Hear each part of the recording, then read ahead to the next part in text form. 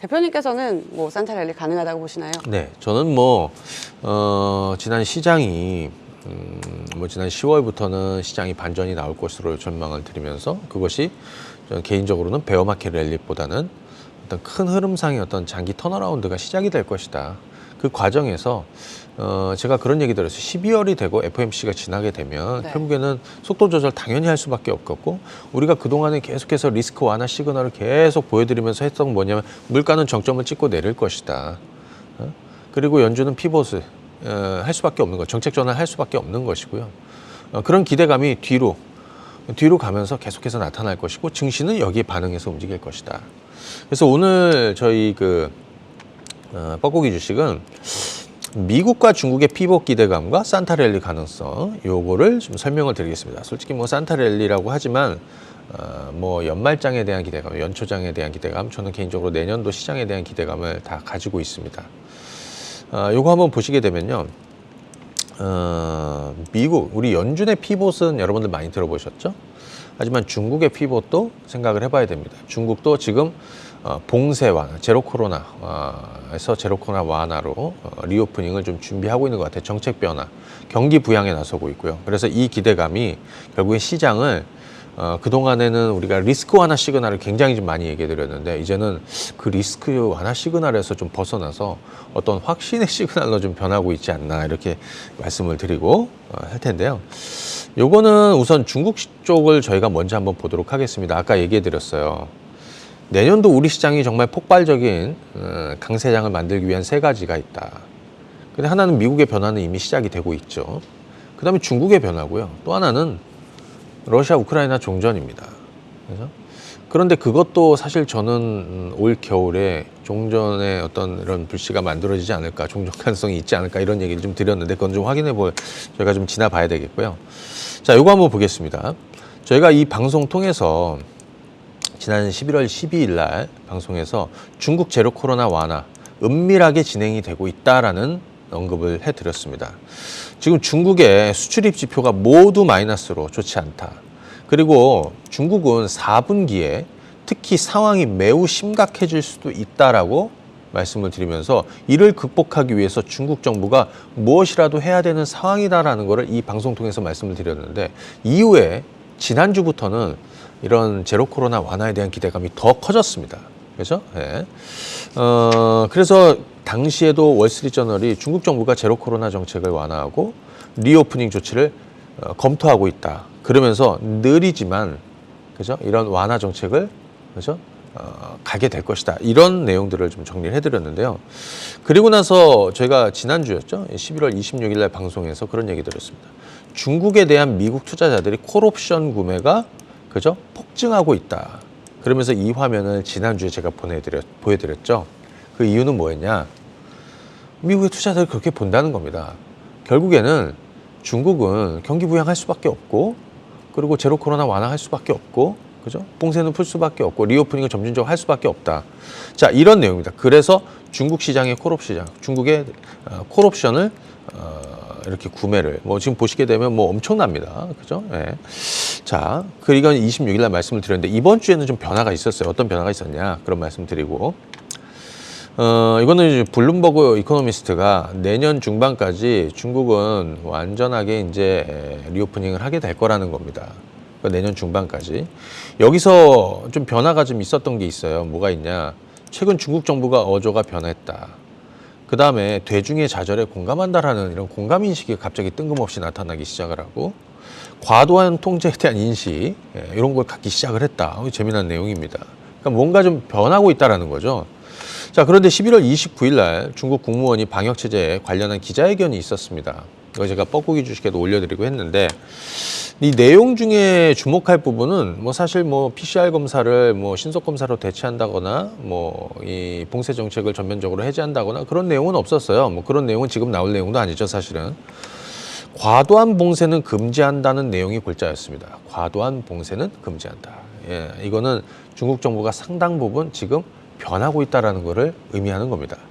자, 그리고 이번 주에 골드만삭스는 중국 정부가 예상보다 더 일찍 제로 코로나를 끝낼 수 있다. 그러면서 이 내년 4월에 코로나 정책 폐기 가능성을 또 내놨습니다. 여기 보시면 2023년 2분기, 그러니까 2023년 2분기 이전에 리오프닝 가능성인데요. 보통 얘네들을 보니까 우리 2분기라고 하면 4월, 5월, 6월인데 보통 얘네들이 보는 2분기는 4월을 보더라고요. 그래서 4월 이전에 중국의 제로 코로나 정책 폐기 가능성. 그러면서 우리가 한 가지 좀 살펴드릴 거는 중국의 경기 부양이 시작되고 있는 것이죠. 저희가 지난주 방송에서 중국이 지준율을 25bp 내렸다라는 얘기를 해드렸습니다. 그래서 이제는 7.8%가 됐어요. 그리고 이번 주 들어서 중국 부동산 상장사에 대한 리파이낸싱을 다시 6년 만에 재개한다라는 소식이 있었습니다. 인수합병, 자금 조달을 통한 자금 조달 재개할 수 있게 해주고, 그 다음에 재융자 리파이낸싱도 다시 재개하고 리츠를 활성화하겠다. 부동산 경기 부양에 나서기 시작했다라는 겁니다. 그죠? 자, 그러면서 이번 주 여러분들 아마 중국에서 진짜 코로나에 지쳐서, 그죠? 이 사람들이 놀랬다는 거잖아요. 월드컵을 마스크를 안 쓰고 시청하고 있다라는 게, 그죠? 정말 관중들이 보고 있다는 게 놀랬다는 거죠. 백지 시위를 벌이고 있다. 그런데 파이낸셜 타임스가 시진핑 주석이 가장 큰 도전에 직면했다라는 기사 내용이 있습니다. 이거를 조금 뒤집어 얘기하면 이제는 더 이상 중국 정부가 움켜쥐고 막아둘 수 없는 상황이 된 거죠. 모든 지표가 그렇고 지금 상황이 그렇습니다. 그래서 결국에는 이 리오프닝을 완만하게 시작이 될 것이다라는 거죠. 그래서 보시게 되면 이거는 CSI 300인데요. 이거는 중국 본토 주식입니다. 그러니까 우리로 치면은 뭐 코스피 200이라고 보면 되겠죠. 최근에 이렇게 강하게 올라오고 있습니다. 그리고 아래쪽에 보시면 HK50, 이거는 항생50, 홍콩인데요. 역시 마찬가지로 올라오고 있습니다. 결국에는 중국의 경기 부양이 이제 본격적으로 시작이 되고 중국의 제로 코로나도 완화될 것이다. 그죠? 이런 겁니다.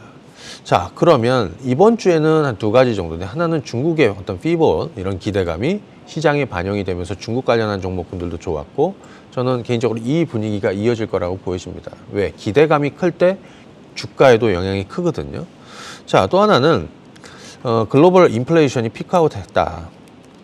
이런 내용인데, 뭐 글로벌 인플레이션이 이제 뭐 정점을 찍은 것 같다라는 내용이에요. 그러면서 여기 보시게 되면 글로벌 생산자 물가라고 해가지고 여기 뭐 미국이나 영국이나 그 외 나라들이 전부 다 지금 꺾이고 있는 거, 그죠? 꺾이고 있는 거 볼 수 있습니다. 자, 그리고 요거 좀 보셔야 되는데, 파월이 변하고 있다. 네, 파월이 변하고 있다. 자, 연준이 그동안 상당히 공격적으로 기축을 했지만 우리는 경제를 분기시킨 후 이를 다시 회복시키는 걸 원하지 않고 있다. 저는 개인적으로 이게 굉장히 이번 주에 파월의 발언에서 상당히 좀 주목이 됐던 내용입니다. 자, 그 파월의 핵심 코멘트만 몇 가지 좀 정리해 드리겠습니다. 12월 금리 인상폭은 줄어들 것이다. 50bp? 뭐 일각에서는 25bp 얘기도 나오고 있는데 뭐 그건 좀 아닌 것 같고요. 내년에도 금리는 조금씩이라도 계속 올리긴 해야 된다. V자 반등은 없을 거다. 시장에 좀 경계감을 가진 내용이죠. 증시가 V자로 가지는 않을 것이다. 알겠다는 거죠, 우리는. 우리는 시장의 쇼크를 원하지 않는다. 그리고 금리 인상 속도 조절은 12월 FOMC에서 시작이 될 것이다. 나는 과잉 긴축을 원하지는 않지만 금리 인하는 당분간 없을 것이다. 그리고 터미널 레이트, 최종 금리는 9월에 4.5에서 4.75였는데 이것이 5에서 5.25%로 이미 올라와 있는데, 이거는 이미 시장에서 반영하고 있는 내용이라서 크게 악재가 신선하게 되지 않습니다. 자, CPI 최대 핵심 변수 주거비 내년 중 하락하기 시작할 것. 제가 시간 관계상 조금 하나 좀 앞서가서 하나 좀 말씀을 드리면, 요거 한번 보시죠. 파월이 중요하게 핵심 물가 중에서 가장 중요한 건 주거비입니다. 이번에 보니까 이 주거비용, PC 주거비는 여전히 상승세를 보여주고 있습니다. 여기서 보면은 빨간색 선이거든요. 다만 이 선행지표라고 볼 수 있는 임대비용, 뭐 진로 임대 가격 지수라든지, 여기 뭐 제가 좀 적어놨는데요. 임대 가격 지수, 그 다음에 뭐 1인 가구 임대료 지수, 렌트된 주거용 부동산 수, 아파트 렌탈. 그런데 보시게 되면 PC 주거비는 빨간색으로 올라가고 있지만 그 외에는 모두 다 빠지고 있죠. 자, 이거는 뭐냐면 시차가 있다라는 얘기를 해드렸어요. 이건 일종의 레깅인데, 그래서 정리하면 지금 미국의 연준의 피벗, 그 다음에 중국의 피벗, 그리고 여기에 하나 더 나가면 러시아 우크라이나의 종전에 대한 기대감. 이거 미중 간에 이게 정상회담 가능성도 좀 얘기가 나오고 있더라고요. 그렇게 될 경우에 내년도 시장이 상당히 좋아질 수 있다. 자, 그렇기 때문에 지금은 장기 턴어라운드 할 종목군들에 대한 투자가 필요한 시점이다라는 이런 말씀을 드리면서 정리하도록 하겠습니다. 네, 산타 랠리를 넘어서 장기 턴 어라운드를 준비해야 할 시점이다라고 말씀을 해주셨습니다.